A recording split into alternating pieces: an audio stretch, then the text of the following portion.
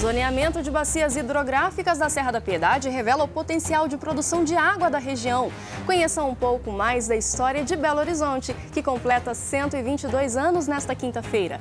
E ainda confira a variação do preço do gás de cozinha na capital. Tudo isso você acompanha no Horizonte Notícia, que já está no ar.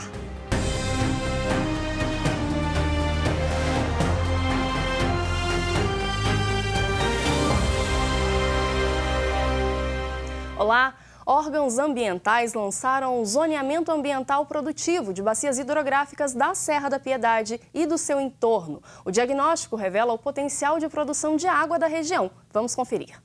O zoneamento ambiental produtivo é uma metodologia para o diagnóstico sobre os territórios com base em bacias hidrográficas. O estudo é considerado estratégico para o desenvolvimento local e identifica o potencial das áreas estudadas. A metodologia do ZAP é desenvolvida pela Emater e pelas Secretarias de Estado e Meio Ambiente, Desenvolvimento Sustentável e de Desenvolvimento Econômico de Minas. O estudo foi feito em toda a área natural pertencente ao Santuário Basílica Nossa Senhora da Piedade. Primeiro, a gente tem que considerar que a Serra da Piedade, o Santuário Basílica Nossa Senhora da Piedade, ele tem uma série, um conjunto de limites de proteção, que traduzem muito bem a realidade desse grande patrimônio de Minas Gerais e certamente do Brasil. Segundo o professor, o documento foi assertivo para a região da Serra da Piedade, mostrando o potencial na produção de água e as fragilidades pelo excesso do uso dela. Com o diagnóstico apresentado pelo estudo, o próximo passo é trabalhar no planejamento para a vocação que a área estudada apresenta. Essa ferramenta, na verdade, esse momento ele não se encerra no diagnóstico. A partir do diagnóstico se abre grandes oportunidades, seja para a adequação, para o fomento, para o desenvolvimento com base nessas vocações, nessas diversas vocações, como eu já disse, o turismo, o desenvolvimento de agricultura familiar, entre outros. Buscar com o Estado planos que vão dar destaque à Serra da Piedade, ainda mais daquilo que já tem sido feito pela própria Arquidiocese, pelo Instituto Estadual de Florestas, a partir do Monumento Natural Estadual da Serra da Piedade. A tradicional árvore de Natal da Praça São Pedro e um presépio gigante de madeira foram inaugurados e iluminados na última semana, marcando o início das festas natalinas lá no Vaticano. O abeto vermelho de 26 metros foi colocado no meio da Praça São Pedro, no Vaticano. Milhares de fiéis de todo o mundo acompanharam a celebração. O Papa Francisco agradeceu aos representantes dos municípios do norte da Itália pela doação da árvore. A Praça São Pedro também ganhou, para as festividades do nascimento do menino Jesus, um grande presépio. Mais cedo, essa semana, o Papa Francisco apoiou a iniciativa das pessoas de armar o presépio independentemente do lugar, em casa, no trabalho, em escolas ou hospitais. O novo presidente eleito da Argentina tomou posse. Alguns dias antes da transferência de poder, o agora ex-presidente argentino Maurício Macri e seu sucessor, Alberto Fernandes, assistiram juntos a uma missa na Basílica de Luján. Fernandes assumiu o governo com grandes desafios. A Igreja Católica pediu a união na Argentina. O presidente em fim de mandato, Maurício Macri, e o eleito Alberto Fernandes assistiram juntos a uma cerimônia religiosa em frente à Basílica de Luján. Além das esposas Juliana Aguada e Fabiola Yanes, membros dos gabinetes e centenas de fiéis participaram da missa. Não se trata de uma unidade homogênea ou hegemônica, sino de uma unidade necessária para construir el país deseado y salir de este laberinto en el que nos encontramos. O arcebispo pediu aos governantes que os pobres sejam os irmãos mais cuidados. A pobreza aumentou de cerca de 26% para mais de 35% nos 4 anos do mandato de Macri, segundo dados oficiais. Nenhum político fez declarações. Em outro parágrafo de sua homilia, o clérigo convocou um pacto social, uma iniciativa prometida por Fernández para alcançar uma mesa de negociação estadual com sindicatos e empresas. Que a Virgen lo ilumine a nosso país, que lo proteja e, bueno, desearle lo mejor para nosso presidente que se va. E, bueno, e o melhor também para o que viene, não? A mudança de governo ocorre no momento em que a inflação anual dobrou de 25% para 50% em 4 anos.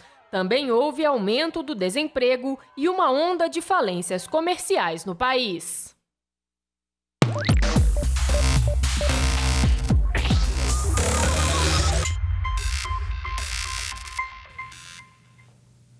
Uma pesquisa realizada pelo site Mercado Mineiro mostra que o consumidor aqui em Belo Horizonte pode economizar até 58% na hora de comprar o gás de cozinha. Vamos conferir com o economista Feliciano Abreu.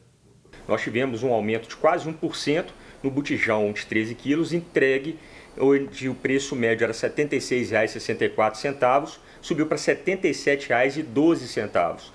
Já na portaria também tivemos um aumento de 0,83%, era R$ 70,25 em média, quando você vai buscar na portaria o botijão de 13 quilos, passou para R$ 70,83, um aumento pequeno que não vai assustar muito o consumidor, embora não quer dizer que o gás de cozinha não esteja caro. Hoje o cilindro se manteve estável também, o cilindro normalmente de 45 quilos, utilizado nas padarias, condomínios e restaurantes.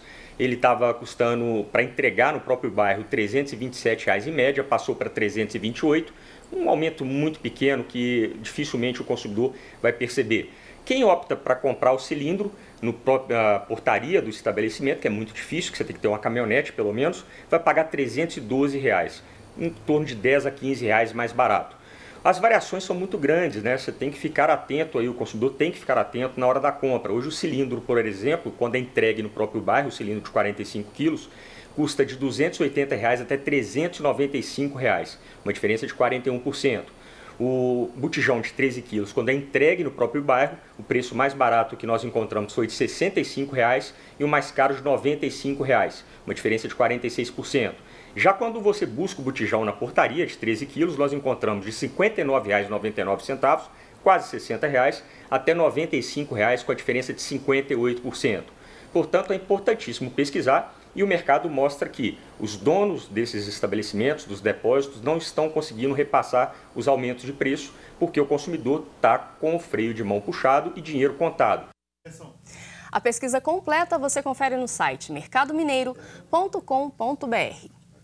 E atenção, proprietários de veículos! A escala de pagamento do IPVA 2020 em Minas Gerais começa em 13 de janeiro e se encerra em 19 de março.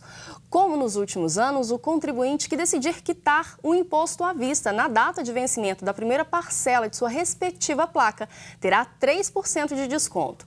Para o ano que vem, permanece também o programa Bom Pagador, de incentivo à regularidade do pagamento do tributo, que concede automaticamente 3% de desconto para quem quitou em dia todas as obrigações referentes ao veículo nos anos de 2018 e 2019. A taxa de renovação do licenciamento anual de veículo no valor de R$ 105,78 vence em 31 de março para todos os finais de placa. Para conferir a data de vencimento de cada placa é bem simples. Basta entrar no site fazenda.mg.gov.br, na opção IPVA 2020. Com o Renovando Veículo, é possível consultar também o valor do imposto que vai ser pago e se você faz parte do programa Bom Pagador. E nesta quinta-feira, dia 12 de dezembro, Belo Horizonte celebra 122 anos de fundação.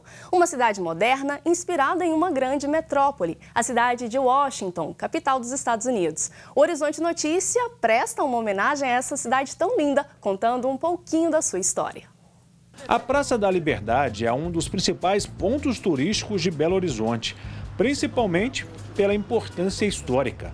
O palácio e as secretarias foram as primeiras construções da capital do estado, criada em 1897. A Praça da Liberdade, idealizada de uma forma simétrica, inspirada nos jardins ingleses, franceses, com seu traçado racional, seria a sede do poder de Belo Horizonte, né? Até mesmo lembrando, se inspirando naquela acrópole ateniense, naquela parte alta da cidade, né, que seria a sede do poder.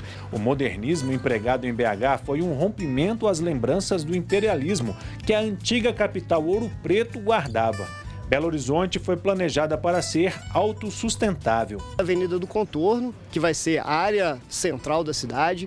Depois, numa área periférica, fora da Avenida do Contorno, será a que foi chamada área suburbana, em que nós vamos ter ali residências, né, e alguns serviços, né. A Pampulha foi reconhecida como patrimônio da Unesco recentemente. Na década de 40, quando foi construída a pedido de Juscelino Kubitschek, com projetos de Oscar Niemeyer, Cândido Portinari e Burle Marx, foi mais uma etapa do crescimento e modernidade da capital. Elementos antigos, mas que são parte da cidade. Parque Municipal, que vai ser idealizado para ser o maior parque da América Latina, e dentro do Parque Municipal você tem a frequência de hábitos civilizacionais, como por exemplo os esportes, né, o ciclismo, e foi ali que também começou o futebol na cidade de Belo Horizonte. Em 122 anos, Belo Horizonte mudou, cresceu, se desenvolveu. Vários pontos viraram referência e a cidade não para de se reinventar. A cidade de Belo Horizonte, ela tem assim um propósito, uma vocação para ser cidade de congressos, ser uma cidade de serviços, uma cidade que possa oferecer elementos e aparatos culturais, a exemplo da Pampulha, né, que foi recentemente eleita um patrimônio da humanidade da Unesco, ainda passa lá por alguns ajustes para realmente ser a referência da cidade de Belo Horizonte. Parabéns à nossa cidade. O Horizonte Notícia fica por aqui. Para rever essa edição, acesse o nosso site tvhorizonte.com.br. A gente volta amanhã, 8h45 da manhã, e é claro que eu te espero. Até lá!